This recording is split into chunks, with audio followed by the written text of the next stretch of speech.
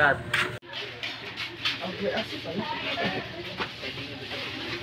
Lang nena, isang tubig nga po. Nagpakikuha nga po ng tubig.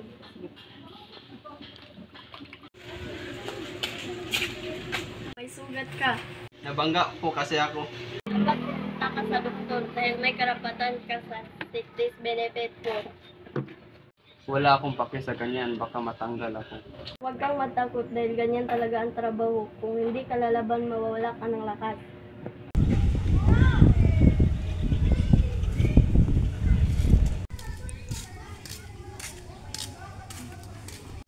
Anong problema mo, Mario?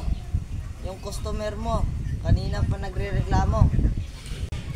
Sir, binangga po ako ng sasakyan. Yan ang dahilan. Kung hindi mo kayang magtrabaho, palitan na lang kita. Anong ginagawa niyo dyan? Kailangan ko makakuha ng benepisyo. Hindi sapat ang sahod ko sa dami ng trabaho. Hindi ko alam ang mga sinasabi ninyo. Sir, may karapatan kami sa ligtas na trabaho at benepisyo.